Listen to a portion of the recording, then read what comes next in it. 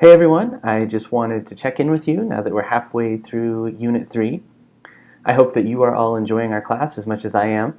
I very much enjoyed reading all of your journal entries where you reflected on the work that we did in Unit 2. You may notice that the way I've labeled this video, I'm posting it for both my New Mexico history class as well as my Modern Latin American history class. We're kind of all in the same position, even though we're studying different topics at this point. So I just wanted to check in with all of you at this point to explain a couple of things about the way that I've designed our class. Um, as far as history classes go, at the 100 and 200 level in college, we essentially do what we call a survey course, meaning that we try to survey the entire history of a really big field, like New Mexico or like modern Latin America, which is even bigger. Um, as you may have guessed, there's no possible way to cover every topic in the history of either New Mexico or modern Latin America in a semester. So as the instructor, I have to make choices about which specific topics we'll spend time on, which books we'll use, and so on and so forth. And as students, you have the opportunity as well, the way that I've designed our courses, to kind of choose your own path through those too. That's why you get the chance to choose the topic that you want to enter on the timeline each unit. That's why even though there are kind of specific things to touch on in each journal entry, you get to talk about the things that were most striking to you. And I, whenever possible, do my best to respond to you with those, with your comments on the journals and the timelines, usually through the Grading Center in Blackboard. So I do read all of the work that you do. I always learn something from the perspectives that you bring to the past. And I always find it interesting to see how each individual class has its own kind of dynamic in terms of the types of things that we choose to study, and how each individual person has their own preferences and choices in terms of what we choose to study. One thing that I hope this approach underscores is the way that history is constructed.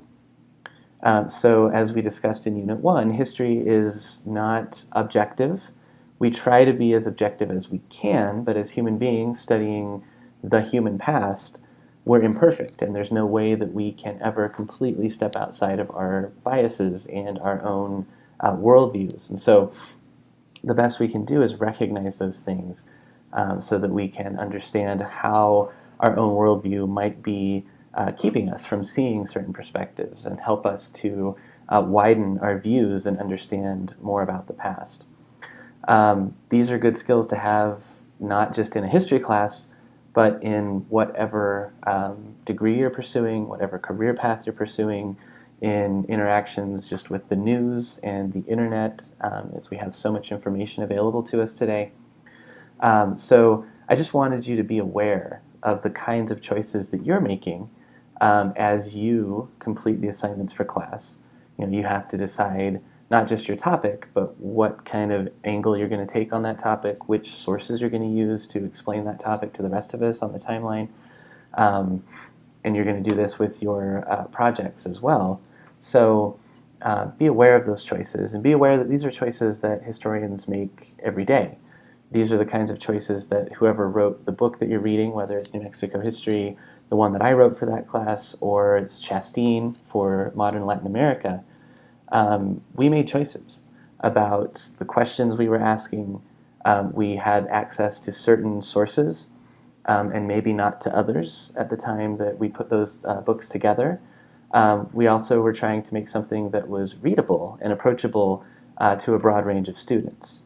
So again, those things all factor in to the way that we have described the past, and that means that we didn't cover everything. We just couldn't have. And so look for those things that weren't covered as well, or that you still have questions about, and use those as a jumping off point for your timeline assignments. Use those to ask deeper questions. And I hope that by doing that, you'll get the most that you possibly can out of our classes. Again, keep up the great work.